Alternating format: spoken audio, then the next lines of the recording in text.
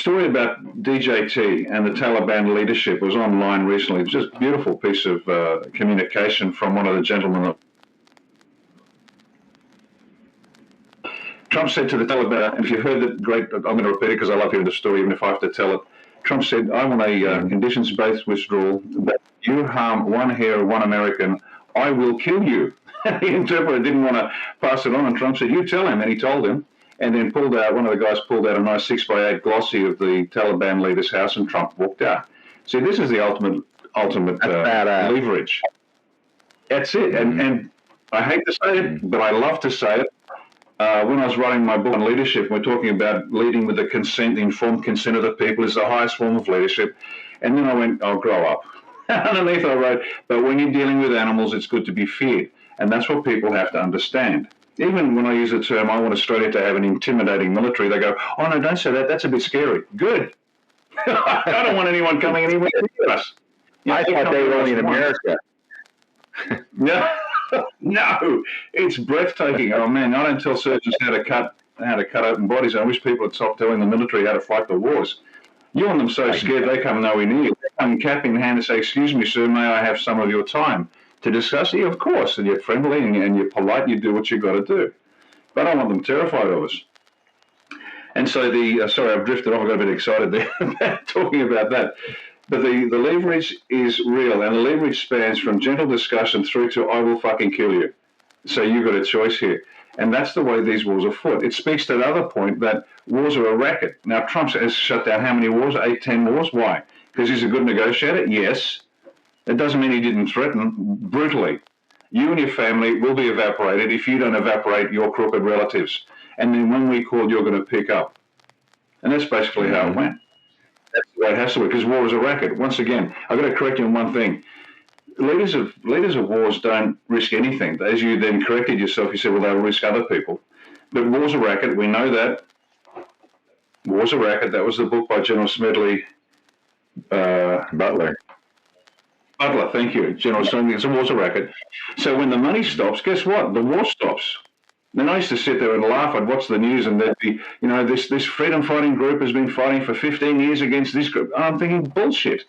They're being paid to do that. The hood is paying it, wants the war to continue, because wars cost money. It just does. Weapons, rations, fuel, vehicles. Toyota presented, how many vehicles to ISIS, and ISIS is driving down the road. And they could have been evaporated by a squadron of A-10s in about, 20 to 25 seconds. But the world wasn't allowed to see that. They had to see ISIS, this bunch, and I'm going to say ragheads, not as an insult to Arabs or Muslims, but these guys are fucking morons. These guys couldn't organise a piss up in a brewery, and I mean it. And yet they're allegedly selling oil through Turkey to fund under the purchase of alcohol. Please, give me a break. But the moment you cut the money off, watch the war stop. Because the brave ones that'll fight will fight very carefully, and they won't sacrifice like national leaders who are happy, as you say, to waste as many soldiers as they need to because they're getting paid to do it. They don't want a result. So anyway, this leverage thing is critical for people to understand. It's not what you want to hear, but that's the way the war goes. Sometimes you want to squeeze the trigger. You see the guy. He's putting an IED in your little tap on the shoulder, and he goes, no, not this one, let this one go in. And you sort of grit your teeth, and you pull back, and there was something else going on behind the scenes. So it's a tough game. It's a tough game, and I'll finish on this point. When people criticise DJT or Kash Patel or Pam Bondi and the rest of it, and look, everybody's acting to a point. They're acting to a script for certain. Some of them are going to be exposed as troublemakers. Others will just be good people doing a tough job. Sit back and say, this is terrible. Well, relative to what? This is taking too long. Relative to what? What was life like before the white hats turned up? And we now see it, and the great unwashed out there are going to see it in great detail, in living colour, and they'll be turning off their laptops and their TV sets, nauseated by what they see. So relative to what? It's too slow. Relative to what? Relative to nothing that was happening for decades while children were being trafficked. You kidding? So it's settle down, folks. Have a look, watch it, open your minds and understand that. And I said this a couple of years ago, in fact, 2 years ago next month, at a presentation when I was explaining the need for operational security and center of gravity to a collection of A1 people, trying to get them to think and elevate their thinking to understand why things happen the way they do. And I said to them, you know, why are we in this situation? Then I told everybody, put your hand up, because all of us, to some point, let it happen. We are responsible. If we believed that we had sovereignty, and if we had the wit to understand what that meant in terms of development of policy, if we had the wit then to turn that policy into electing representatives who are going to fight for that policy, we wouldn't be here. So the human population, put your hands up and say, we're here because we had our heads up our backsides and we should have thought about it a bit better. Good news, we are now, and we have to remember this moment so it never happens again. But understand this, we're here because we fell asleep. Australia particularly, we've had the gentlest life on the planet up until recently. We went through the last, I don't know, half a century where the biggest problem was the beer cold and were the waves going to be good at the beach? Intentionally designed. We were allowed to fall asleep. We became a nation of dodos. Now, the dodos is an extinct bird that had no natural predator, and I think it was on the island of Mauritius, and the Portuguese sailors turned up, and these dodos waddled up, and the sailors went, fresh meat, ripper, lopped off their heads and ate them into extinction. Now, don't correct me on the details. I don't care if it's Portuguese, Spanish, or Mauritius, or wherever it is. The point is this: Australians were allowed to become a bunch of dodos, couldn't spot a threat if we tried, and now they're getting the reward for falling asleep. Eternal vigilance. What is it? The price of freedom is eternal vigilance. It's tiring, but somebody's got to do it. So there you go. That's this leverage thing. How wars are fought, why they're fought, the way it's got to be fought, and back off the white hats. You don't like what they're doing. Away you go. Away you go. Do better. No. Yeah. Tough, Exactly. difficult. You want to do understanding. Anyway, there you go. Thanks for that, because most people will bitch, but they don't have a plausible solution in their own mind anyways. So again, you can criticize. I mean, this is far bigger than even I can imagine. You said one thing in there, and that was that this can never happen again. It's got to be handled in a way it can never happen again. And we've seen from the Q drop, Mike, that's one thing that sticks in my mind, is that the response and what's going to be dealt out is going to be so definitive that nobody in the world in history will ever try to do to this planet what they have accomplished now. We know what it was like from stories of our grandparents who lived through World War, or the Depression more than anything else. World War II is one thing. Depression is completely different. The behaviors and habits of the people that came from Depression era in the U.S., they save every penny they can. They don't spend themselves into debt. They're always prepared with that mindset if we ever have economic destruction like that. Because it's rooted in their DNA and it's passed on to their offspring by at least 2 generations that faded out. My belief is that this nation, the U.S., has to go through extraordinary pain, the entire country, so it can be affected by what we've all done or not done that we shouldn't have done or should have done. Because I've watched California, when I lived out there for 10 years working, Republican politics there, what I saw in California is a state that's completely insulated from the economics of the rest of the country. They could support decisions coming out of D.C. The economy is so powerful in California then, back in 2002, 2004, they were the 5th largest economy in the world behind 4 countries. So no matter what happened in California, the stupidity that came out of Sacramento, I mean, the state has a $20 billion a year budget deficit in 2004. $10 billion was funding all the social services for illegal aliens. And I remember telling one of my clients, this state's going down. It's going down. They laughing at me, patting me on the head, cute little Republican. Yeah. Well, the fact is, it did go down twice. The only reason it didn't go to the bottom of the ocean is because the U.S. taxpayer bailed out California twice. And they're bullshit. But they support all the things that they philosophically think is, warm and fuzzy. They don't live in the Midwest. They've never been to the Midwest. They've never gone through the Rust Belt. They've never gone through flyover country to know that these stupid decisions that there are four that come out of D.C. wreck homes, wreck industries, wreck jobs, wreck economies. It's like that all over the country. These people are completely insulated from it in California. That's where the stupidity comes from. And I think the reality is until they feel the pain, like the rest of the country has from shit like that, they're still going to have an idiot mindset. I believe this country needs its own ass beating. I don't think I deserve it. I know you guys don't. You've been fighting for this country from forever. But the unaware and unawake American, I believe, needs an ass beating economically. And as you said, it's coming. We are headed for an economic ass beating in the world, especially in the transition, but especially in the U.S. And I believe that is the trigger point of pain that every single person will feel, and get the zombies who are just fence-sitting zombies to say, how the hell did this happen to this country? Well, now that you're asking, let me tell you. Now they're opened up to who did this.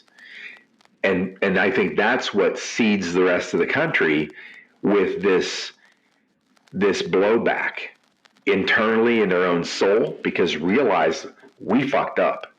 We listened to their bullshit, we believed them, and now we're seeing the truth. And I think that's what it's going to take to sear in their memory, not the discovery, but it's going to be hard to put gas in your car, pay the bill, get food. Who knows? I don't know if it's going to be that cataclysmic. And that's what I ask you, Mike, what you think. Are we still going to head for that economic ass beating? If we're not, we don't win because the Great Awakening is what's important, not taking down the Satanic Empire. The Great Awakening is what's critical. People have to wake the hell up, because if they don't, globally, this shit will be right back to where we were 100 years from now. It'll happen all over again, unless some calamity is wired in the DNA of everybody on the receiving end of it. What do you think about the economic side of it, Mike? Yeah, we've already seen it. I think Lieutenant Colonel Bosey talked about it. You know, the dodo bird stuff. That's perfect analogy for the people in California. You know, go to the beach, have a great time, and meanwhile, their state is being taken over by extreme leftist communists, and now they're finding out the hard way. And same thing with a lot of these, big blue leftist cities. New York. I mean, look at New York. We're going to have a communist that's going to be the mayor of New York here pretty soon. So it's going to be a continual wake-up call for these people in some of these cities. These cities will become cesspools. We've already seen it in a lot of these places, but it's going to start to accelerate, I think, very quickly. The pushback on these cities, these criminals, these communists, and so forth, is coming. We're going to see the military come into these places, and they're going to resist having their cities cleaned up. How crazy is that? They're like drug infested, crime infested, cartels pretty much running the states and the cities. So they have to resist, because they've had decades of having this criminal activity and benefiting from it, while the people have just let it happen. So now everybody's starting to wake up to it, but it's too late for a lot of these places. Now, as far as you go back, I can segue over into Epstein. So Epstein's another thing that's it's layered.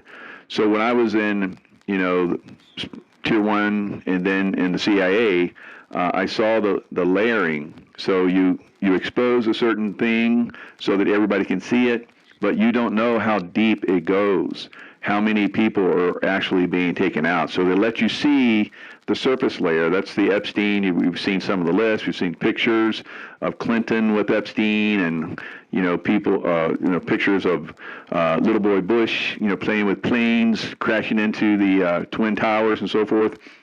So all of this is being exposed. Everybody's like, look at that. What is that? Well, you don't know the deeper aspect of that. We've been talking about this for decades now.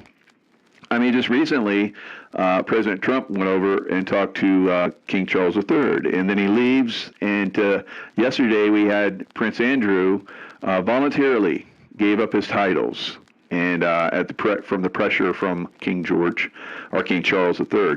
So we're seeing, this movement It's slow. It's a grinding movement that's eating these people up, and they're being forced into smaller and smaller, domiciles. I believe that's what we're going to see in some of these cities, like you're talking about.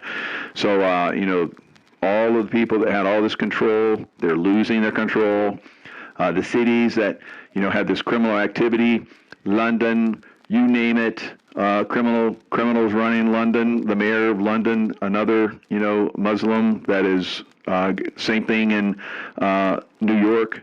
The soon-to-be Muslim mayor was just seen with terrorists. That was part of, the World Trade Center first bombing. He was seen with them.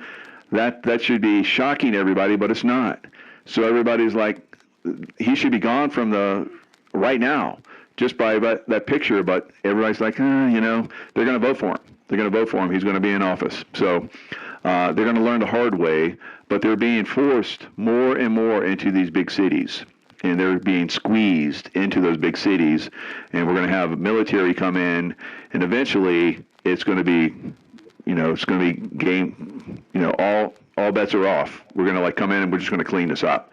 And then it's going to be violence. They're going to be violent.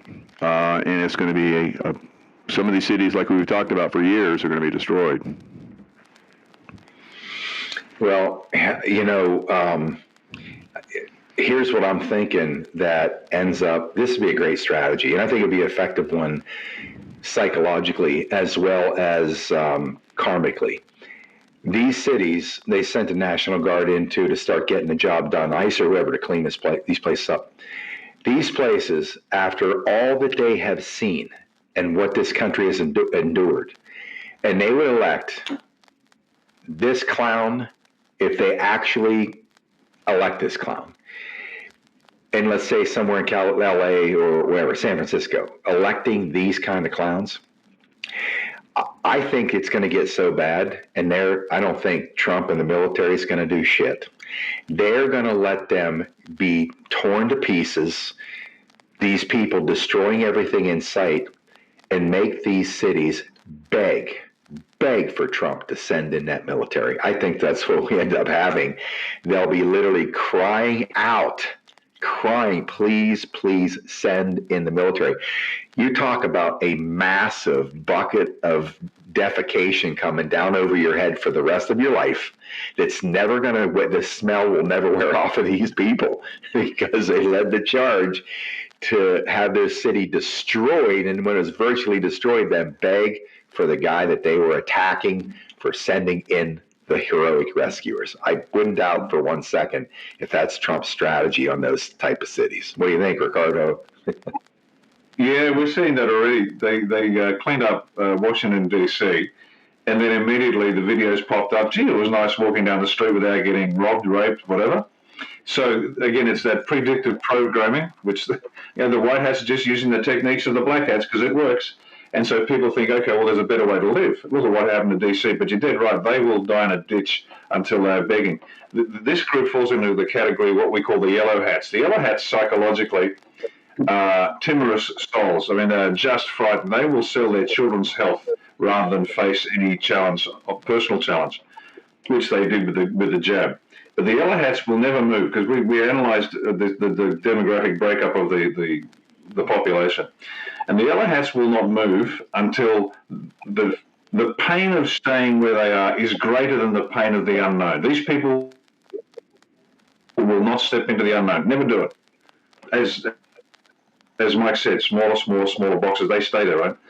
So this is, in answer to that question, how bad is the financial crash going to be? They will move until the pain of staying where they are is greater. You're on the money. They will beg shamelessly for DJT to come and save them. Now, the financial crash is going to hurt a lot of people, but there's a balance here that the White Hats have to play. They can't collapse the system so completely that it takes months to recover, because if food isn't delivered, you're going to have massive starvation.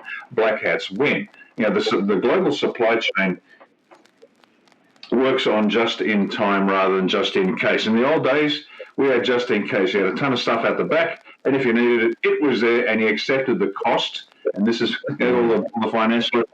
Stop putting your capital into your storage stuff, because that's capital that could be earning money. It's not earning your money. So just in time, which is fantastic. They tried in the military, not so smart with the military because we're a just-in-case type organisation. We've got to be. But the global supply chain has to continue functioning. And there's so many moving parts. Once it starts to collapse, you can have real dramas trying to pick it up again. And so, yes, the pain's going to be there. It'll be real pain, and people will be screaming and crying, and they will go hungry, but not to the point where the supply chain breaks, because it has to pick up quickly and then start refeeding the people once they're on their knees begging for help. And it's embarrassing. I look at Australia and I used to think we were men with, bronze Anzacs, taller and tougher and smarter than your average digger around the planet. And it used to be that. Even General Rommel, when he was, during the relief of Tobruk, he drove past a group of 50-odd Australian soldiers who were PWs, and he made the comment to his wife in a letter saying, these were tall, tough, stronger men, stronger than average. Obviously, they're the elite of the British Empire. No, they were just Australians.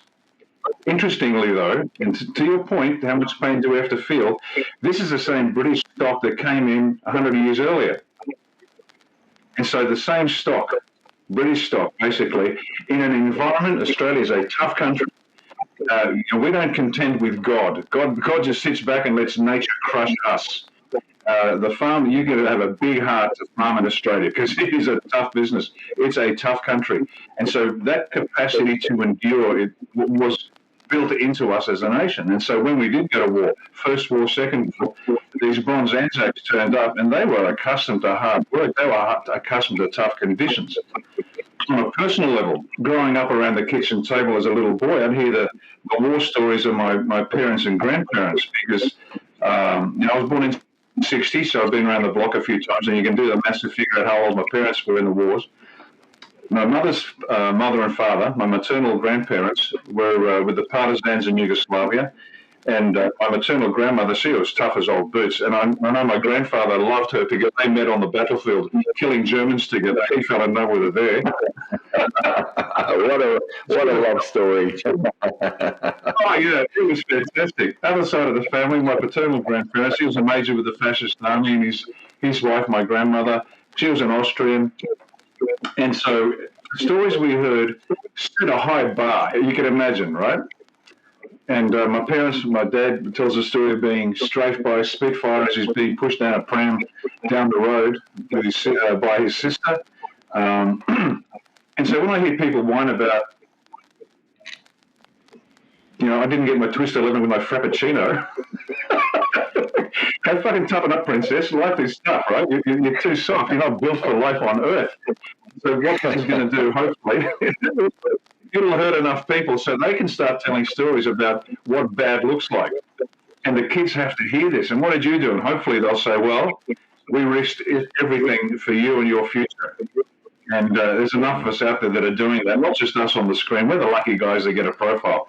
But there are countless, certainly in Australia one, we've got countless heroic mums and dads and grandfathers and grandmothers who are out there day after day, handing out leaflets, raising awareness, working hard to save the country. So there's a lot of things out there, and I'm sure in the US I know the US is the same, and the rest of the world is the same. There are people out there fighting, and they'll be able to tell the story. I didn't shovel shit in Louisiana.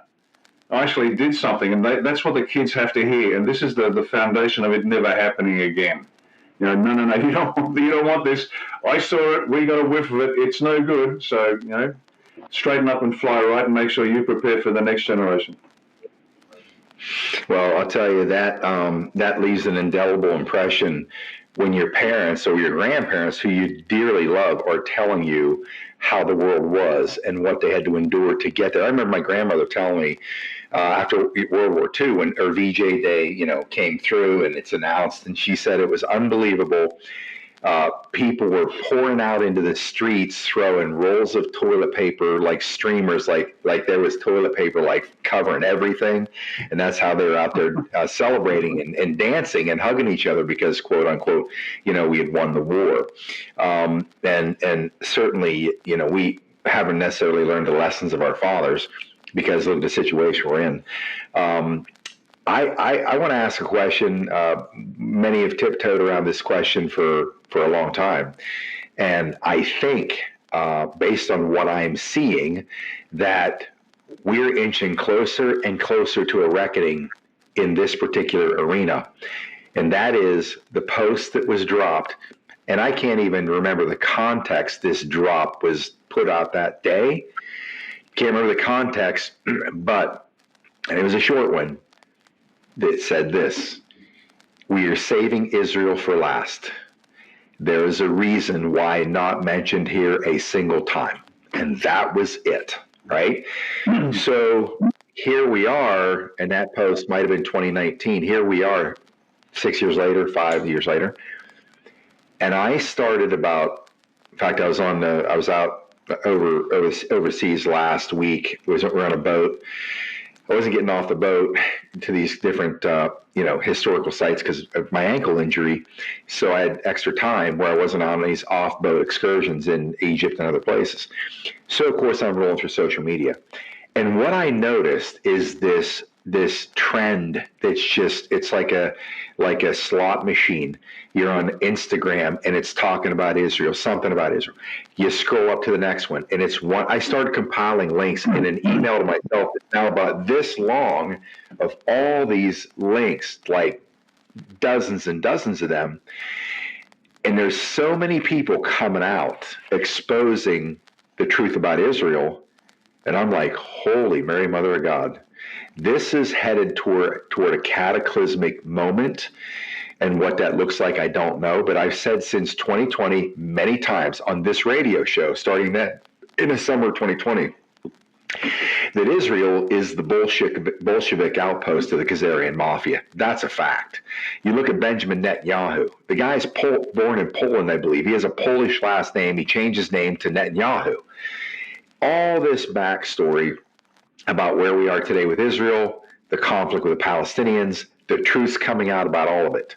And there is so much exposure coming from so many people out there on social media just shelling all these truths that have been hidden about that nation and the hell that it's unleashed on earth in terms of all the wars that, they get the military armor, their trifecta to launch around the world, and that's Washington, D.C. So this has nothing to do with the good Israeli people. It has nothing to do with Jews or anti-Semitism. I've already been branded that, which is absurd in its face. But so that can be said over and over. It doesn't make a difference to me. It's absurd. But there is a reality here that's going to be exposed to the world, that these Khazarians, the bloodline of Khazarians that claim to be Jewish, have zero Hebrew DNA. I mean, how many people around the world that believe they're Jewish aren't because they've been told they were? And it has nothing to do with, the Ashkenazis, let me say my benefit, the person who gave me a chance to come back from this catastrophic incident is an Ashkenazi Jew, an elderly man, one of the dearest men in my whole life, second only to my father, but both are deceased now. It has nothing to do with that. It has to do with the truths about Israel coming out all over the place. I'm sure you guys are seeing this. What are your thoughts on that, Mike? What do you think all this means? Yeah, the exposure, I mean, even your chat, people are talking about it. So every chat that I've seen, or live chat, my chats, other chats that I've been on other shows, watching people talk about this, everyone is exposing this. This is magnificent. It's unbelievable. But I don't think it stops there. I think we have the Jesuits who are a problem too. We have all these different groups, religious, control systems that have to be exposed. The one in Israel, that's one of them, the Ashkenazi, the Zionist, and so forth. But we have a lot of them throughout. Even the Buddhists have, you would think the most peaceful on earth. There's some problems in that one as well. So I think a lot of these religious institutions get exposed. just like I think all of us have been talking about, we're not going to see any kind of political system that's existing right now go forward in the future. And I think that's the same thing with a lot of these religious institutions that have been controlling us and manipulating us for eons of time. So the wake up, is Israel for last, or is it save for last and it's the one that after everything else is cleaned up? There's a lot to be cleaned up. I don't know.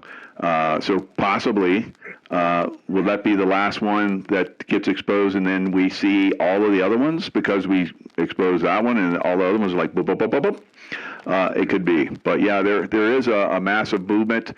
People are waking up to a lot of control systems. The awakening of humanity is staggering to me. I never thought it would be on this level. I thought we'd be like, have some, people would wake up and we'd like kumbaya in the future, but this is way beyond that. It's like staggering what's happening. So yeah, brilliant, amazing time. We've been exposing it, and I think that in the future, it's going to continue to stagger our imaginations. How much can be exposed. What do you think, Colonel? What's your viewpoint on that? And what are we headed toward here with this constant flow of information coming from the people about Israel? Yeah, that's a good point. That first one, that it's coming from the people. It's like, what was that analogy? I can't remember who used it. You hold a beach ball underwater at the beach, and you need a lot of effort to keep it under there. But the moment you take that hand away, it flies to the surface. And this is an important part where the people get to say what they want to say without being branded, as you said, necessarily anti-Semite or anti-whatever. I've been called both a Zionist and an anti-Semite simultaneously, so good for me. I can manage to be both at the same time. So it's the people coming up, and that's the important part, because if DJT or anybody of note came up and said, oh, well, this is a problem, they go, oh, well, you're just whatever. But this overwhelming flood, it's like a tsunami. It's not terribly high, but there's kilometers of water behind that initial wave that's just going to keep pushing forward. So that's point number one. The source is the people, and that's great, because then now we're exercising free speech. Can you be wrong? Absolutely. Can you be right? Fill your boots. But people can now speak, and so there's this release. I can now speak openly. So that's at one level. Next point. Israel in its current place in the psychology of the planet. Israel is the only democracy in the Middle East. We must support Israel. The Bible says support Israel. We must support Israel. Any country that blesses Israel be blessed. All that sort of nonsense that a lot of the biblical literalists hang on to, that's about to be shattered. Now, the downstream effects of that are not insignificant. I mean, really, this is really important, because when Israel, the facade of Israel is cracked even slightly, and it's not going to be slightly, it's going to be significant, no matter how gently you do it, the downstream effects are huge. So you've got the biblical literalists that are going to lose it, because this is the one thing with what they grip onto with white-knuckle fear. I must hang on to my religion. That's not a criticism. We all do it. We have our foundational belief system that makes the world make sense. And absent that, we are now untethered, floating in space, and that is not a place that most people can handle. So that's step number one. What are they going to hang on to? When I talk online, I say to people, just hang on to Jesus Christ and pray to the God that he prayed to in Gethsemane. That's as sophisticated as my theology goes, because I always resonated with his words, I resonated with his actions, and the rest to me, even as a 9-year-old boy doing the Catholic catechism, doing my test and getting 100% for religion, I thought to myself, this is insane. A lot of the stuff they're saying doesn't make sense. This isn't a God of love. This is somebody bloody awful. But I didn't say anything at the time. Obviously, and so what I say to people is hang on to JC and pray to the God he prayed to. So you're on the right track. The rest is commentary by a bunch of people, at best, doing their best to comprehend the mind of God, which is incomprehensible. So stop looking for definitive answers. Work it out for yourself. God gave you a brain. Simplify it and live your life a good life. Now, that's at the next level. Then you've got a level beyond that. When Judaism, when Israel, as is the source of Judaism, which it's not, because Judaism, and I'm sorry for the extended explanation here, but it's necessary, Judaism has been smashed with the Babylonian Talmudic religion. So the original Hebrews and their original belief system was smashed with Talmudic Babylonianism and sacrifice to Baal and Moloch and the rest of it. And that's what we think Judaism is. So when you read the Talmud, you think, this is sick. This is genuinely not helpful. This is really bad stuff. Now, people say, well, that's nonsense, really? They tried it again recently by creating Chrislam, which was smashing Islam and Christianity together, and they built a precinct in the United Arab Emirates with a mosque at one corner, a synagogue at another, and a Christian church saying, oh, Chrislam it's great, and even the Pope okayed it. They're not bright people. They have a game plan, and they just keep playing it over and over and over again. Now, it works if you don't remember. But if you can actually read and remember, none of it works because you've seen this before. So once Judaism comes down and realize this is not good in its philosophy, there's another now step where people are starting to shatter their beliefs because Judeo-Christian beliefs. No. Christ stood alone. He stood against the synagogue of Satan. Then you've got books like The Naked Bible by Mauro Biglino, who's an Italian interlinear translator of the Bible. What does that mean? It means he translates literally every word, and he goes to the etymology of that word. There is no metaphor, there is no interpretation. What does this book say? And if you've got the stones to do it, Christians, get out there and read it, because what you'll find is the Bible, as we think it is, Old Testament, we think it's a story of the 12 tribes of Israel, and there's a monotheistic God, favored those that favored Israel, and that's why they won wars. Not so. It's a story of one tribe, run by one of the Elohim, and the Elohim is actually plural. So there are a number of Elohim, each got their own tribe. And the one that Jacob's tribe got wasn't particularly powerful or well regarded, but it was a nasty piece of work, a very nasty piece of work. And so you start to read the Bible and you realize, my God, this is not what I thought it was. A monotheistic God was never mentioned in the Old Testament, ever. And I'm starting to shatter people. That's okay. You can take a shot at me. I don't care. Look, I'm the icebreaker. I'm going to crash through, and if people get offended, tough. But at least you can follow in the wake, and you don't have to hit the ice flow head on. That's my job. You can follow on behind if you think it's worthwhile. So that's the next part. Then you layer on top of that.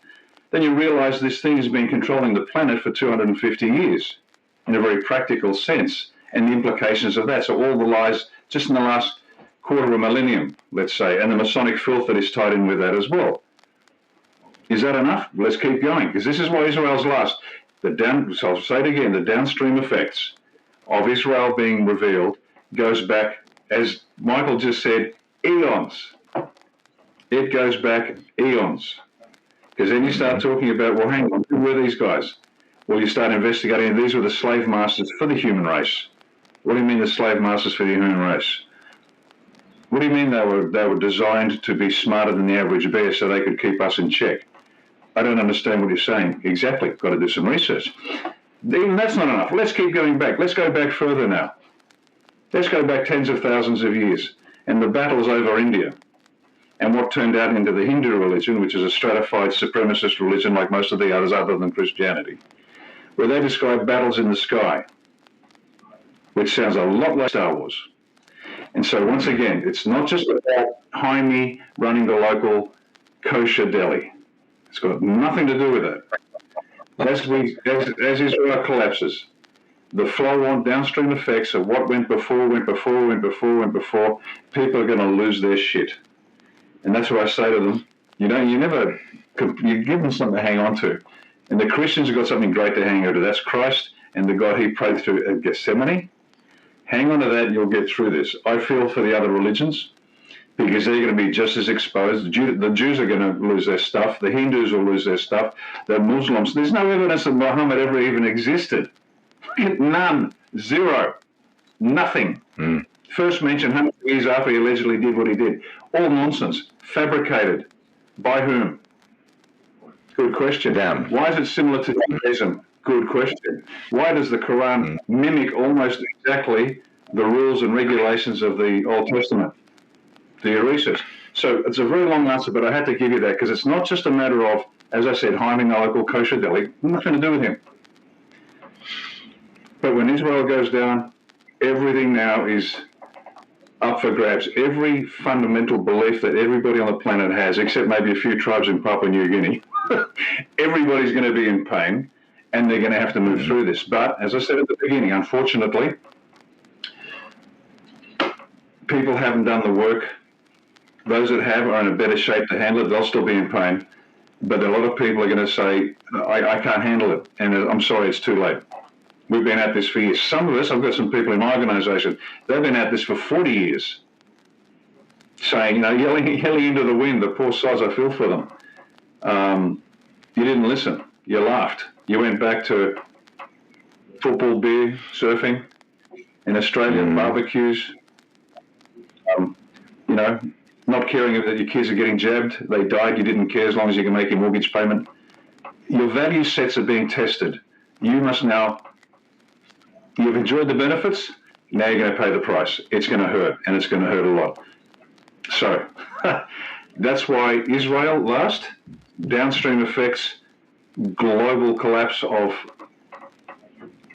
our understanding. Religions. Yeah.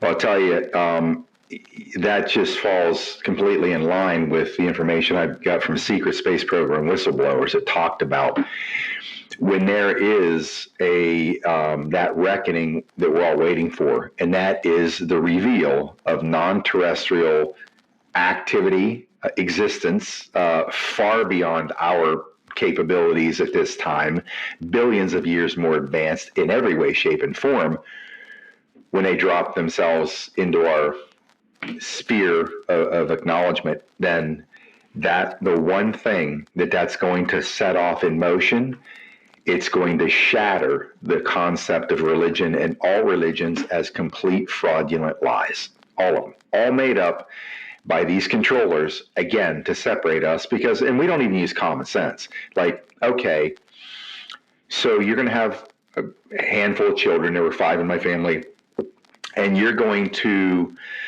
give each one of them different belief systems and see how that works out. It's going to be nothing but chaos, fighting. I mean, it's absurd that you would do that to your child. You're not going to do that. Yet our creator, whatever our creator is, a quantum field, an energy field, a consciousness, whatever, right? A man with a robe and shit on, whatever people want to believe that our creator is, I don't really care. But that idea that there are going to be, there's 26,000 different sects of religion on the planet.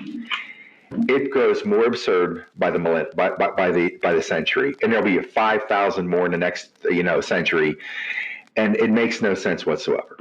There is a point of origin, a source whereby we all come from, and there is a spiritual foundation, underpinning and tethering to our creator, and everything is about the spiritual connection, but it's become about religion, nothing but religion.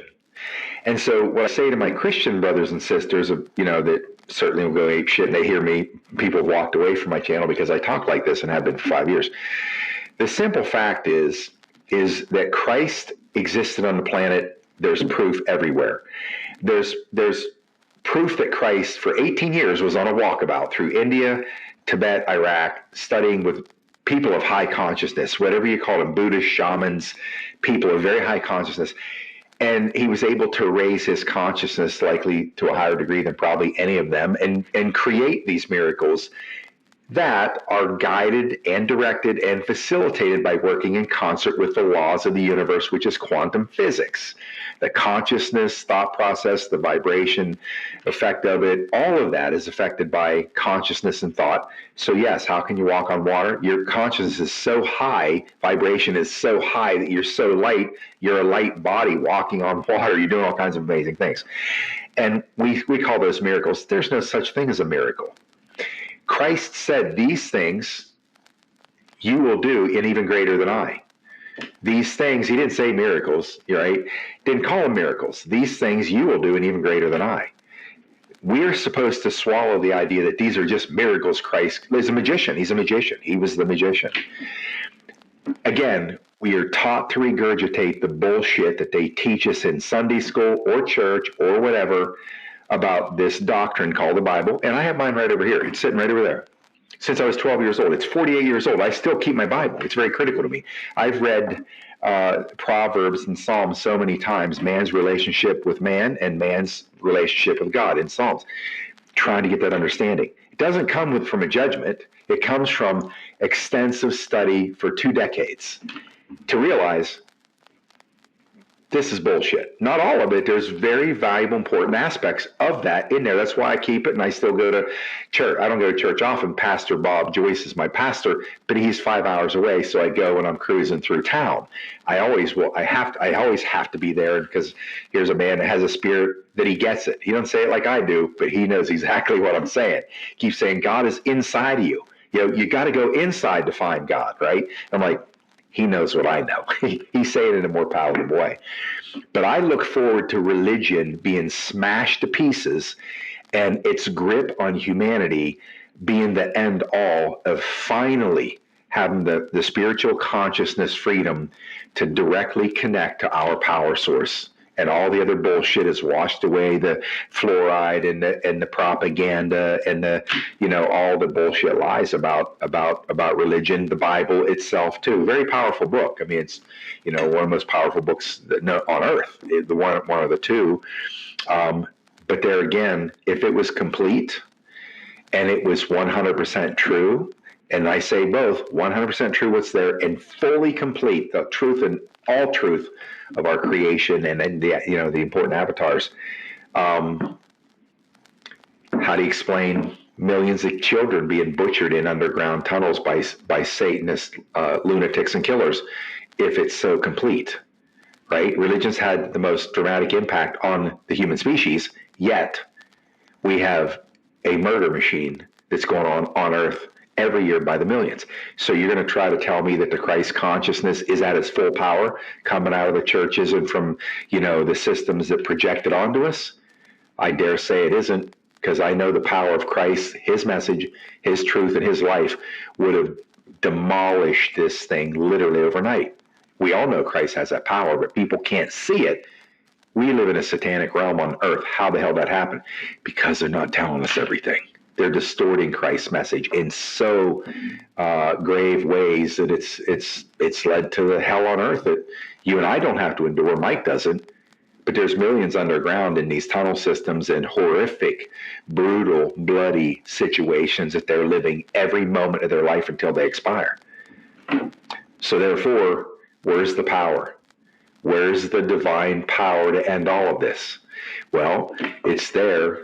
We just have to bring down their bullshit machine on earth and clear the roadway so we can all become educated on God's truth, whatever God is, on Christ's mission, or any other, valuable theological avatars of the past. I don't rate or rank any of them, whichever one's contributed good, as long as it falls in conjunction with the reality of the spiritual ecosystem where we come from. Anyways, I'm just pontificating, but I'm just making a case for why I've said on most every stage I've stood on for the last 5 years, certainly every stage I think on the Reawaken America tour for 2 years, religion is the single worst thing that has ever happened to humanity.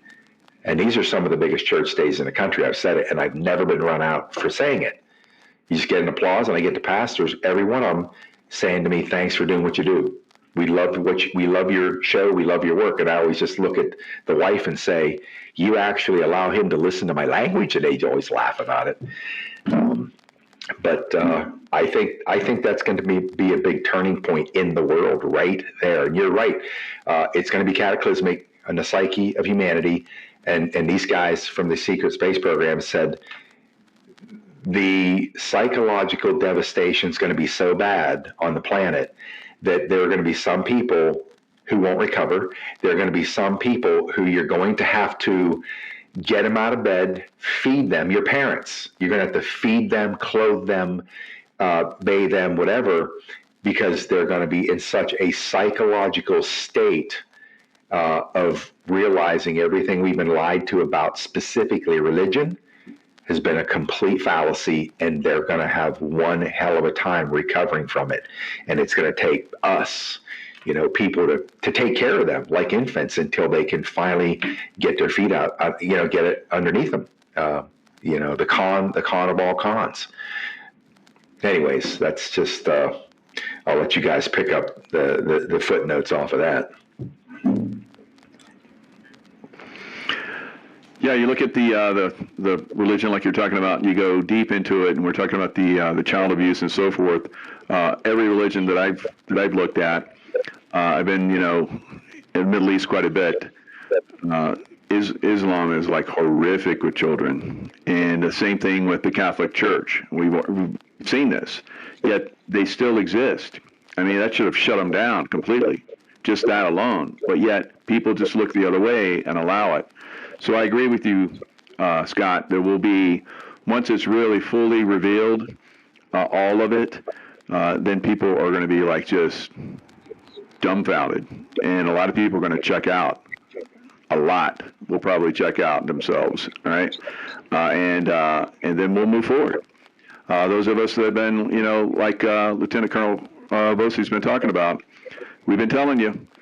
You chose to go back to the grills and the beers, and you didn't want to listen, and now it's going to hit you right upside the head like a brick, and you're going to like, what? And it's going to be earth-shattering for a lot of people.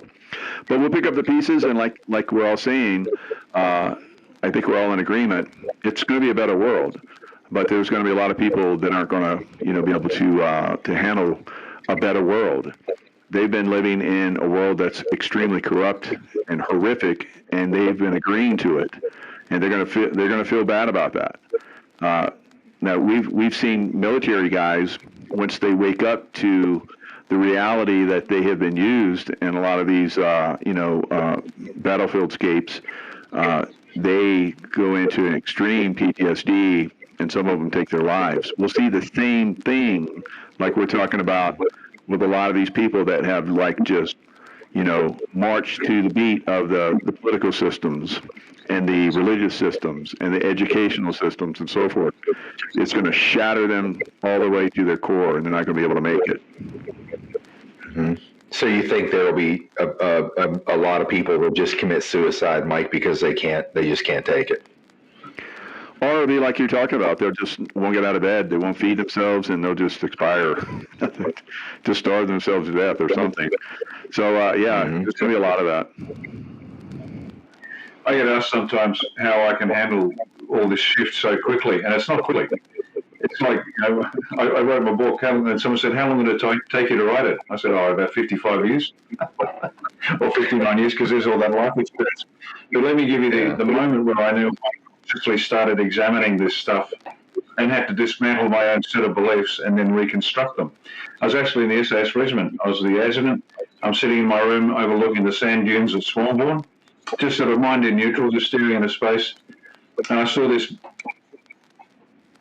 bright light, incredibly bright pinpoint of light. And all of a sudden, everything made sense. I was at absolute peace, and I went, oh, of course. Everything makes sense. I'm talking a spiritual moment, right? An event, courtesy of the other side, just to give me a glimpse. And everything made sense. And I've never felt such peace in my life. It was extraordinary. It's not like I knew anything more. It just made sense. That's any way I can describe it. And then that feeling faded, and I went back to being an average guy where I'm worried about, what's happening tomorrow, what's my girlfriend worried about, blah, blah, blah, all that sort of shit. But that was the beginning of an examination of everything I started to believe in. And I tell you this story because people are going to wonder, what do I do? What do I do? How do I get through this? Well, here's how I got through it. I got to the point at that stage of my life where I didn't believe that God existed for a whole bunch of rational reasons. And as you said, Scott, how can a God exist? All those normal questions. Why do good things, bad things happen to good people? Blah, blah, blah. All that sort of nonsense. I started off being a good Catholic boy and the rest of it. Then I discovered alcohol and women, and I sort of went off the track a bit. And then I started looking at life from a very terrestrial perspective. Anyway, what happened was this. I said, okay, I'm going to start from the premise there is no God. Not because I'm angry at the stories, but I need a set of rules to live my life. And I now have to live my life absent God. God doesn't exist. Now, I was terrified to actually say that. And I'll give you the longer version of this if you don't mind, because it's important. Mm-hmm. So I'm sitting in my room at the officers' mess at SAS, and I'm thinking, I have to say it. I have to publicly make this declaration. God doesn't exist. I no longer believe in God.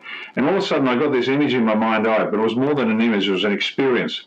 You know those old school steam trains, but those big, black, huge ones. There's steam and sparks coming out of the thing, and it's careening down a track. And I saw myself, I'm hanging to the outside of this thing, and I'm literally rocking backwards and forwards in this experience. And I can hear the engine, I can hear the whistle, and the wind rush, and it's terrifying. Absolute terror.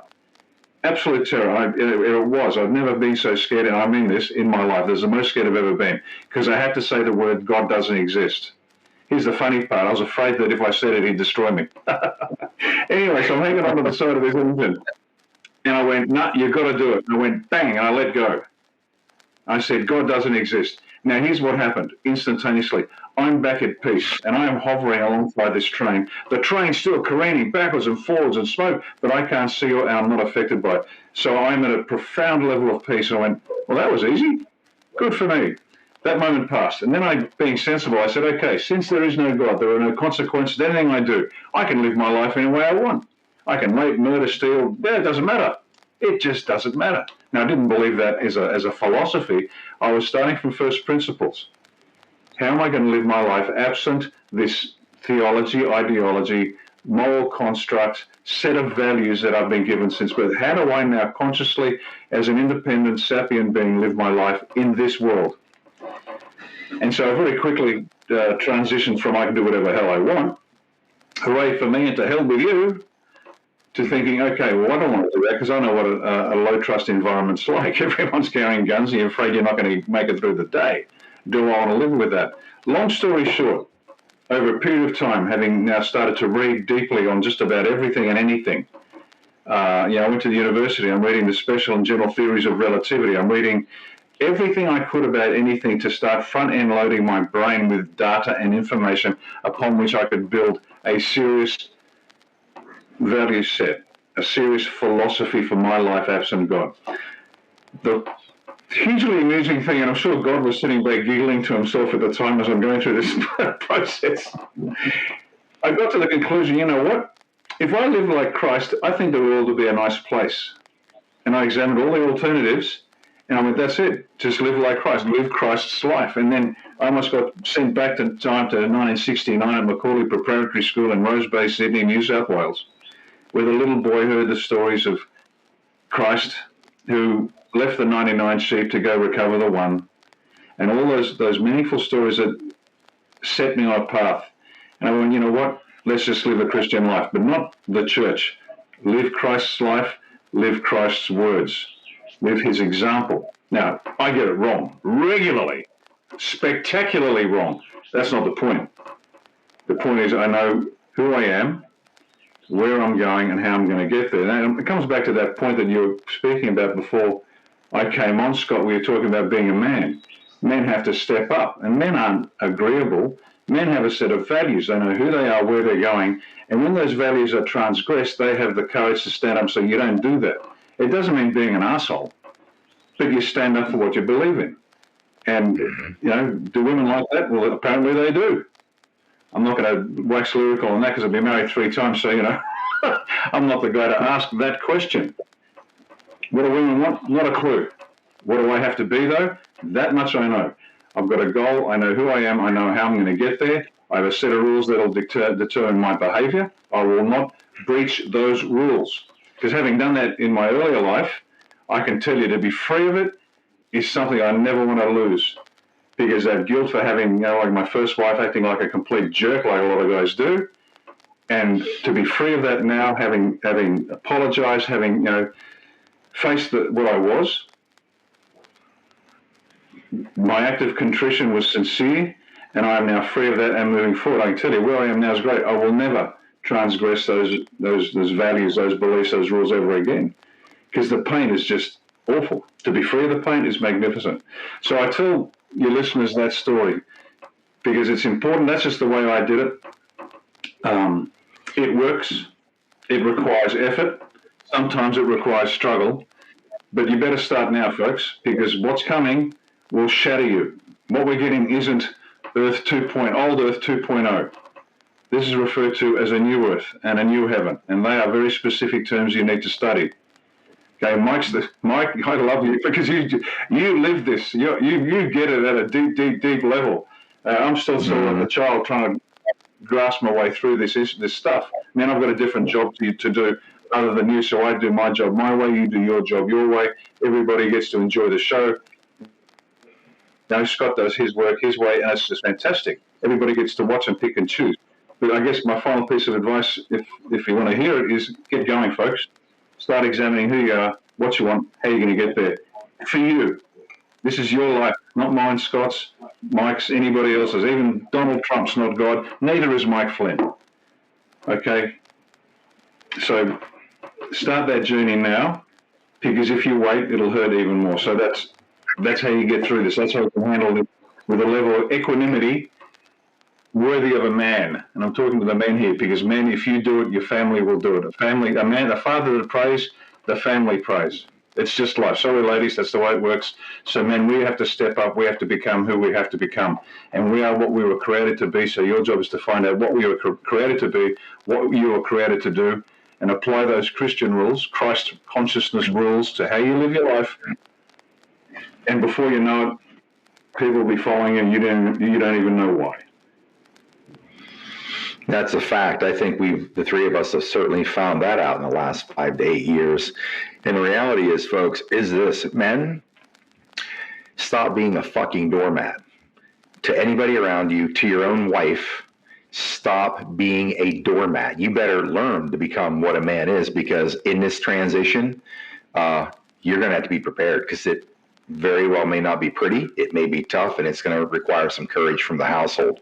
And if you have a family and you have children and you're carrying yourself like a milquetoast pussy, all I can say is shame on you, and I feel sorry for them. You should never cower to their terms of toxic masculinity. I step on a stage, I'm like, how do you folks like my toxic masculinity?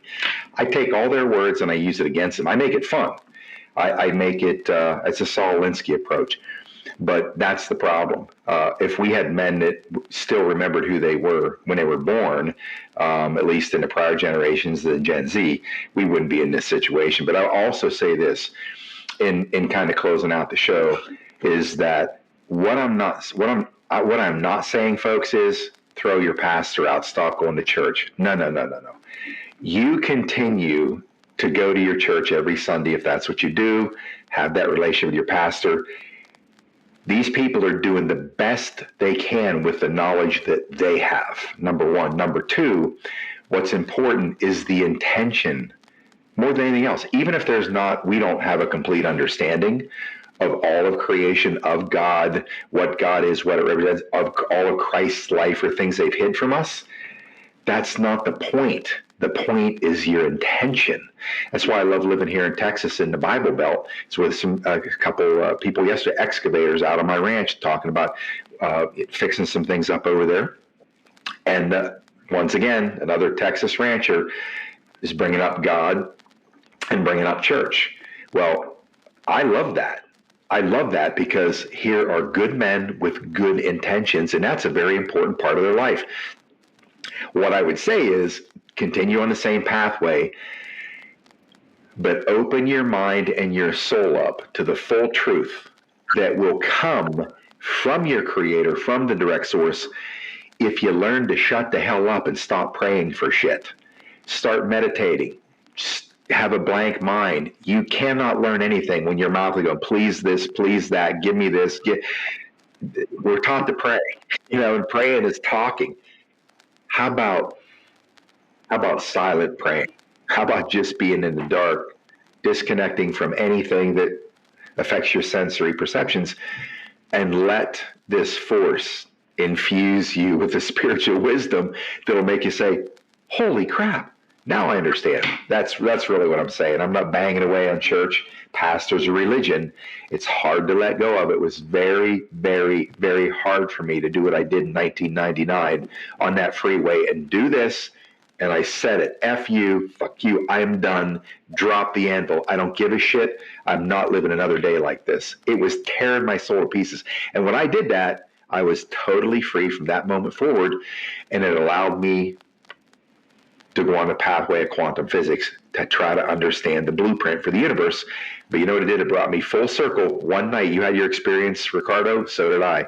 One night, came back full circle in one evening on a demand that I made before I laid down in bed. I need to know. I need to know. I went to bed that night. I awoke to the presence over my left shoulder because I was laying on my right side, sleeping upside down. I have no idea why I slept upside down, but that was memorable. And when I started to stir because that presence was there, my first thought was, is that you? Because I made the demand. Like, I wasn't asking nicely. I fall asleep, and then the presence, and when that presence stirred me, I wasn't completely awake, but when I stirred, and my first thought was, is that you? And wham! From my hair to my toenails, this photonic vibration or light shot through. I can feel it in my arms right now. Shot through me, and it was so magnificent. I just remember laying there, half asleep, saying, don't wake up. Don't you dare wake up. It's like when we're dreaming about you ladies, we're about ready to kiss you, and we're starting to come awake, like, don't you dare wake up till I get this in. We've all been through that, guys. I've been through that. And that's what I was going through. And I said to myself in my mind, just be. Just don't wake up, just be. And this went on for maybe 20, 30 seconds. All I know is I never fall asleep when I wake up. It takes me hours. Peaceful, went right back to sleep. Probably had a smile on my face, woke up the next day, and I've been different ever since. I've always had a love for humanity, but it skyrocketed from that moment forward. So all I'm saying is the pathway is not clear and it's not always direct. Mine wasn't. Yours doesn't have to be either, but at least contemplate there's other ways to get the knowledge of the full truth. That's coming whether you like it or not. Anyways, gentlemen, what a pleasure to have both of you here on one show tonight. I have to say this, the honor that I and all of the audience here feel for you two men, anybody that served in armed forces in any capacity, and you guys serving at the highest level of special operations, what that takes, and you're doing it truly in defense of your nations and mankind. There is no higher amount of respect to be granted to anybody than what you gentlemen have done in your careers, fighting for people you're never going to meet in your lifetime. So it's an honor to call you friends, and it's an honor to be able to sit at the same table you guys are at. So much love to both of you.